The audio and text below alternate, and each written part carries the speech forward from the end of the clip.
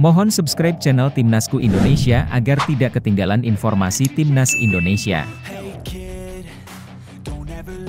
Hasil Timnas Indonesia lawan Filipina. Baru saja Anda menyaksikan laga panas lanjutan Piala AFF U23 2025 antara Timnas Indonesia melawan Filipina. Pertandingan yang baru saja usai ini menjadi sorotan utama publik sepak bola nasional. Bukan hanya karena atmosfernya yang menegangkan, tetapi juga karena laga ini dianggap sebagai ujian sesungguhnya bagi Garuda Muda. Hasil pertandingan bisa kalian lihat di thumbnail video ini, namun yang jelas, laga malam ini menjadi momen penting dalam perjuangan Indonesia untuk meraih gelar juara. Sejak sebelum pertandingan dimulai, Ketua Umum PSSI Erick Thohir sudah memberi peringatan tegas kepada seluruh skuad Garuda Muda bahwa kemenangan besar atas Brunei Darussalam tidak boleh membuat tim ini lengah. Skor telak 8-0 memang memuaskan secara angka, namun tidak bisa dijadikan ukuran kekuatan sebenarnya. Lawan sesungguhnya adalah Filipina, ujar Erick dalam pernyataannya sebelum laga. Dan malam ini pernyataan itu benar-benar teruji. Filipina datang ke laga ini dengan kepercayaan diri tinggi setelah secara mengejutkan menumbangkan Malaysia 2 gol tanpa balas. Mereka bukan tim yang bisa dianggap enteng. Dengan materi pemain yang sebagian besar berasal dari universitas, mereka mampu menunjukkan disiplin dan organisasi permainan yang solid. Bahkan pelatih mereka, Gareth Hudson, menegaskan bahwa kemenangan atas Malaysia adalah hasil dari kerja keras, bukan keberuntungan semata. Pelatih Timnas Indonesia U23, Gerald Vandenburg, pun mengakui bahwa Filipina adalah lawan seimbang. Laga ini menjadi penentu utama dalam grup A, karena siapapun yang menang akan mengantongi 6 poin dan nyaris pasti lolos ke semifinal. Vandenburg dengan tegas mengatakan, jika kita gagal, maka turnamen ini akan berakhir bagi kita.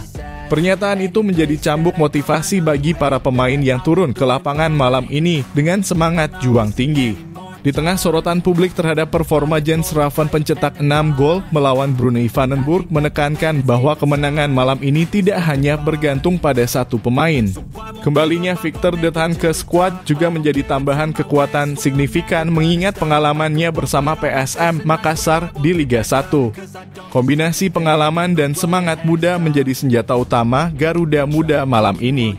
Menariknya, atmosfer di Stadion Utama Gelora Bung Karno mulai menunjukkan peningkatan. Jika saat melawan Brunei hanya sekitar 2.000 penonton yang hadir, malam ini tampaknya antusiasme supporter mulai terasa. Erick Thohir sebelumnya berharap bahwa pertandingan melawan Filipina bisa membangkitkan gairah publik untuk kembali memenuhi tribun stadion. Dan benar saja pertandingan ini tidak hanya menghibur, tapi juga membakar semangat nasionalisme. Di sisi lain, pelatih Filipina tidak tinggal diam. Ia sudah mempelajari kekuatan Indonesia dari laga sebelumnya dan menyusun strategi khusus untuk memanfaatkan setiap peluang. Meski bermain di kandang lawan, Filipina tetap berani tampil menyerang. Hal ini membuat pertandingan berlangsung terbuka dan menarik sejak menit awal.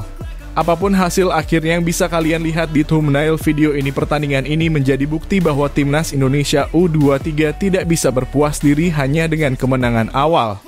Ini adalah turnamen yang ketat di mana setiap laga menjadi hidup dan mati. Kemenangan malam ini bukan hanya tentang 3 poin, tapi juga tentang menjaga asa menuju gelar juara. Untuk kalian para penonton, bagaimana pendapat kalian tentang jalannya pertandingan tadi?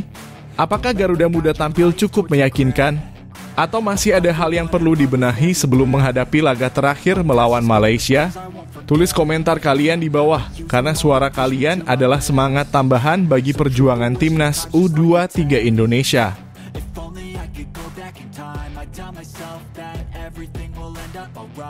Kekuatan Filipina sudah dibongkar pelatih Malaysia. Baru saja pertandingan antara Timnas Indonesia U23 melawan Timnas Filipina U23 berakhir dalam laga lanjutan grup A Piala AFF U23 2025. Hasil dari pertandingan tersebut bisa langsung kalian saksikan di thumbnail video ini.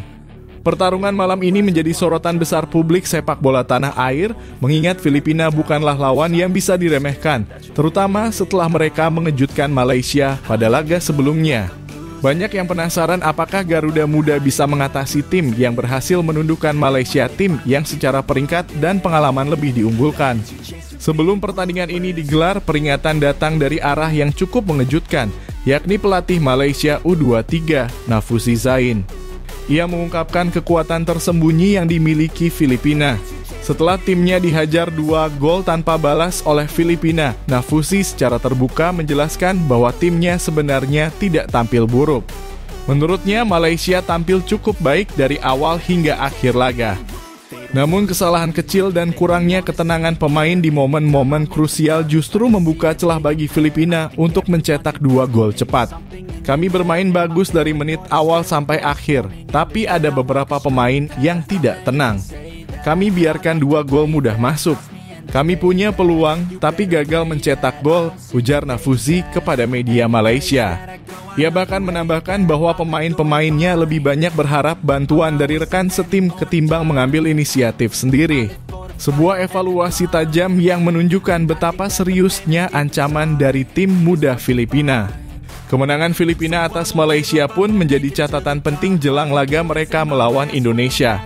Banyak yang awalnya memandang remeh tim Ascals muda ini karena mayoritas pemainnya berasal dari universitas. Namun ternyata kedisiplinan taktik dan efisiensi dalam menyerang membuat mereka tampil solid dan efektif. 2 gol dari Otubisong ke gawang Malaysia membuktikan bahwa mereka tak sekadar numpang lewat di turnamen ini. Tak heran jika malam ini pertandingan antara Indonesia dan Filipina menjadi laga krusial penentuan siapa yang pantas melaju ke semifinal. Banyak yang sempat khawatir apakah skuad Garuda Muda bisa menjaga fokus dan tidak terbawa euforia usai mencetak 8 gol ke gawang Brunei. Karena kenyataannya Filipina datang ke laga ini bukan sebagai underdog, melainkan sebagai tim yang punya mental dan kualitas bertanding. Atmosfer pertandingan pun terasa jauh lebih hidup dibanding laga perdana. Pendukung Indonesia mulai memadati stadion menyadari pentingnya laga ini dalam perjalanan menuju gelar juara. Di sisi lapangan, pelatih Gerald Vandenburg tampak terus memberi instruksi keras agar para pemain Indonesia tak lengah dan bisa mengantisipasi serangan balik cepat khas Filipina. Apapun hasil akhir dari pertandingan yang baru saja kalian saksikan, jelas terlihat bahwa Filipina bukan tim yang bisa dianggap remeh. Mereka membuktikan diri sebagai tim yang terorganisir dengan baik dan kemenangan atas Malaysia bukanlah kebetulan. Dan bagi timnas Indonesia, ini adalah ujian mental dan teknis sesungguhnya. Nah, bagaimana menurut kalian jalannya pertandingan malam ini? Apakah Garuda Muda sudah tampil maksimal? Apakah Filipina memang sekuat itu atau justru Indonesia yang masih harus memperbaiki beberapa sektor? Yuk tulis pendapatmu di kolom komentar dan jangan lupa dukung terus perjuangan timnas Indonesia di Piala AFF U23 2025.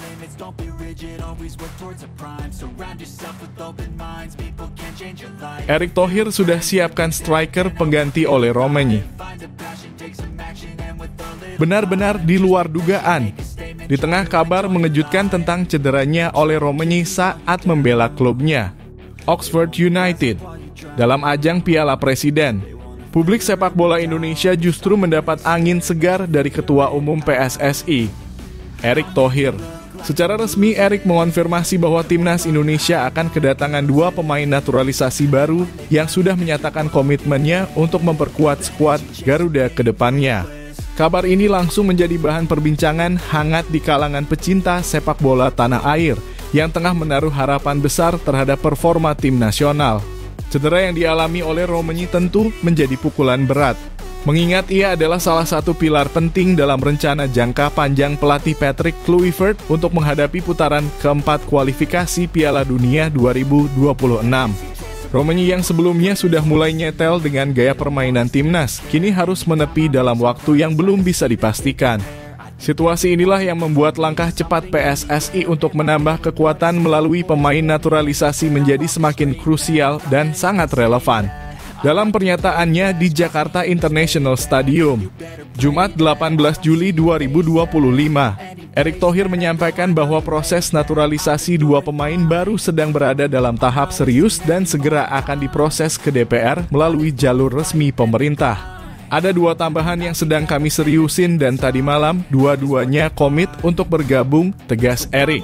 Meskipun belum menyebutkan siapa nama dua pemain tersebut, spekulasi pun mulai bermunculan di media sosial dan forum-forum penggemar sepak bola Indonesia.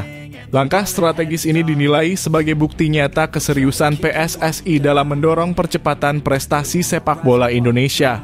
Tidak hanya untuk menghadapi tantangan besar di level Asia, tetapi juga sebagai fondasi untuk tampil di panggung dunia. Apalagi keberhasilan Timnas Indonesia menembus putaran keempat kualifikasi Piala Dunia 2026 menjadi sinyal bahwa sepak bola kita sedang berada di jalur yang benar. Kehadiran pemain baru tentu diharapkan bisa menambal lubang-lubang yang ditinggalkan oleh pemain yang absen seperti Ole Romenyi. Menariknya, pendekatan naturalisasi ini tidak hanya menyentuh Timnas Putra. Garuda Pertiwi julukan Timnas Wanita Indonesia juga mendapat suntikan kekuatan dari pemain-pemain keturunan yang berhasil membawa energi baru ke dalam tim. 4 pemain baru bahkan sudah membela Indonesia dalam ajang kualifikasi Piala Asia Putri. Artinya, strategi naturalisasi ini diterapkan secara menyeluruh dan bukan hanya sebagai solusi jangka pendek. Banyak pengamat menilai bahwa keputusan Erick Thohir untuk terus membuka peluang bagi pemain keturunan Indonesia yang bermain di luar negeri adalah langkah visioner.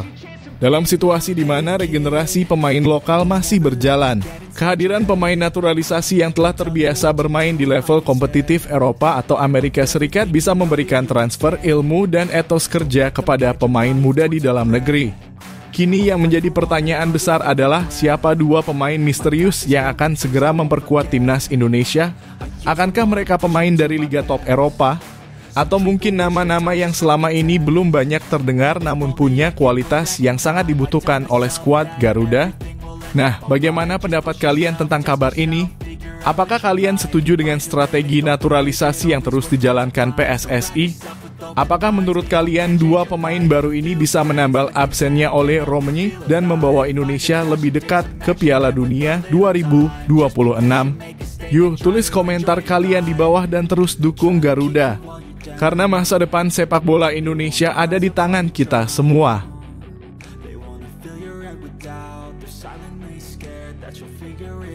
Meskipun dicurangi Qatar maupun Arab Saudi, Timnas Indonesia sudah diprediksi lolos Piala Dunia 2026. Benar-benar di luar dugaan, bahkan terasa seperti mimpi bagi sebagian besar pecinta sepak bola nasional. Timnas Indonesia yang selama ini selalu dipandang sebelah mata di level internasional, kini justru menjadi sorotan positif setelah dipastikan lolos ke babak keempat kualifikasi Piala Dunia 2026. Kabar menggembirakan ini tidak hanya disambut meriah oleh para pendukung Garuda di seluruh penjuru negeri, tetapi juga membawa harapan besar bahwa sejarah baru akan segera ditulis oleh generasi emas sepak bola Indonesia. Yang membuat situasi ini semakin menarik adalah isu yang sempat berkembang soal dugaan kecurangan dalam proses pemilihan tuan rumah pertandingan.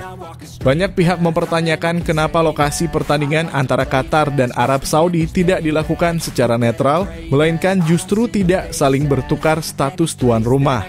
Misalnya, laga yang seharusnya digelar di Qatar harusnya dilaksanakan di Arab Saudi dan sebaliknya. Meski begitu, Timnas Indonesia tetap fokus pada persiapan dan tak membiarkan isu tersebut mempengaruhi mental tim. Inilah bukti bahwa skuad Garuda kini sudah jauh lebih matang, bukan hanya secara teknis, tapi juga secara mental. Lebih mengejutkannya lagi, prediksi tentang keberhasilan Timnas Indonesia lolos ke putaran keempat sudah jauh-jauh hari diramalkan oleh seorang ahli tarot bernama Madam Eva. Dalam tayangan YouTube Lentera TV Media, ia menyampaikan prediksi bahwa Indonesia akan lolos ke Piala Dunia 2026. Saat itu ia bahkan sempat menyebut bahwa tantangan utama justru datang dari kondisi fisik pemain, terutama pemain naturalisasi yang kerap dilanda cedera. Meski beberapa kartu tarot yang dibacanya menunjukkan hasil kurang baik saat menghadapi Australia dan Cina, kartu terakhir yang muncul memberikan sinyal positif, insya Allah masuk World Cup. Dan kini keyakinan itu semakin kuat. Indonesia yang tergabung di grup B bersama Arab Saudi dan Irak akan memulai laga berat pada tanggal 8 Oktober 2025 melawan Arab Saudi. Lalu dilanjutkan melawan Irak 3 hari kemudian. Jika dua pertandingan ini berhasil dimenangkan, maka tak ada lagi yang menghalangi langkah Timnas Indonesia menuju panggung tertinggi sepak bola dunia Piala Dunia 2026. Sebuah capaian yang dulu terasa seperti angan-angan, kini semakin nyata di depan mata. Menambah kekuatan tim, Ketua Umum PSSI Erick Thohir pun mengonfirmasi bahwa akan ada 2 pemain naturalisasi baru yang segera bergabung. Dalam pernyataannya, Erick mengungkap bahwa kedua pemain tersebut sudah menyatakan komitmennya untuk membela Merah Putih. Tambahan amunisi ini tentu akan semakin menguatkan skuad Garuda yang saat ini diasuh oleh pelatih kelas dunia Patrick Kluivert. Dalam konteks sepak bola Asia, tentu saja timnas Indonesia masih tergolong anak baru dibandingkan raksasa-raksasa seperti Jepang, Korea Selatan, hingga Arab Saudi. Tapi semangat dan perkembangan pesat yang ditunjukkan Indonesia patut diacungi jempol. Bahkan pelatih lawan pun mulai mewaspadai kekuatan tim ini. Dengan lini tengah yang semakin solid, pertahanan yang tangguh, dan barisan depan yang haus gol, timnas Indonesia kini tampil lebih percaya diri dan tak ragu menantang siapapun lawannya. Nah, bagaimana menurut kalian? Apakah kalian percaya bahwa ramalan tersebut akan benar-benar menjadi kenyataan? Apakah Garuda akan benar-benar terbang hingga ke Piala Dunia 2026? Yuk, tulis pendapat kalian di kolom komentar dan jangan lupa terus dukung perjuangan timnas Indonesia. Karena dukungan kalian adalah semangat tambahan yang bisa membawa Merah Putih berkibar lebih tinggi lagi di panggung dunia. Bismillah, Indonesia menuju World Cup.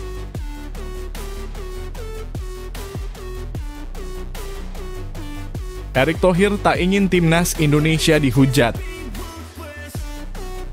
Bagaikan seorang pahlawan yang mengayomi pasukannya di tengah medan tempur, Erick Thohir menunjukkan sikap kepemimpinan yang patut diacungi jempol.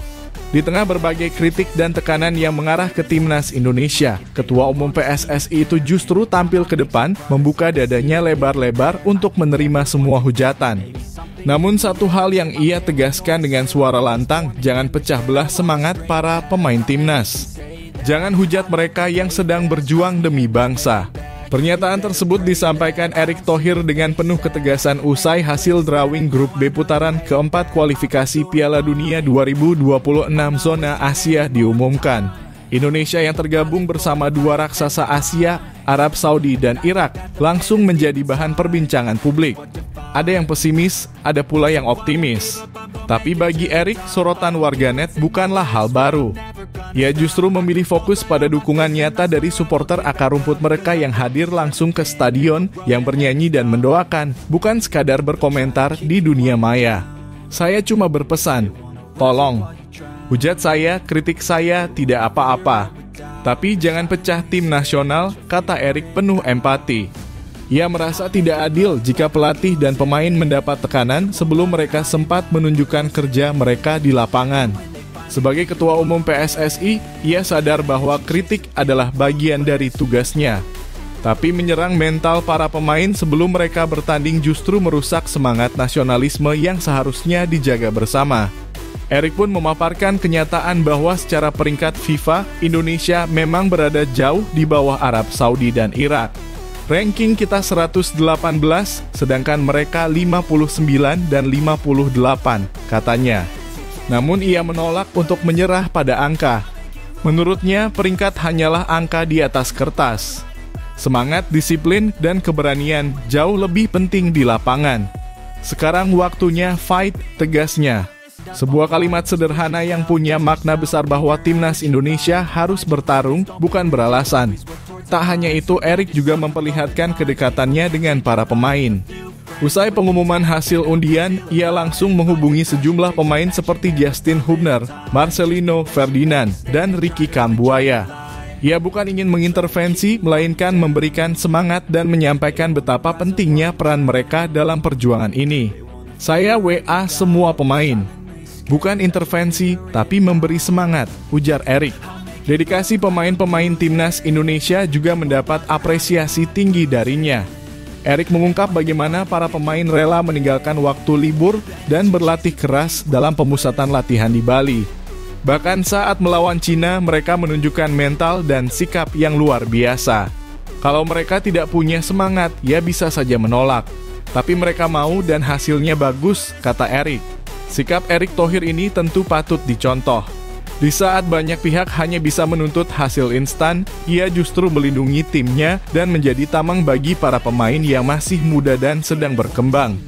Ia paham betul bahwa proses membangun tim nasional yang tangguh butuh waktu dan yang paling dibutuhkan saat ini adalah dukungan tanpa syarat. Nah, bagaimana menurut kalian tentang sikap Erick Thohir yang lebih memilih dirinya dihujat daripada para pemain? Apakah menurut kalian publik terlalu cepat menilai tanpa memberi kesempatan pada para pemain muda ini berkembang? Yuk, tulis pendapat kalian di kolom komentar dan mari bersama-sama kita jaga semangat juang Garuda agar terus berkibar di pentas dunia.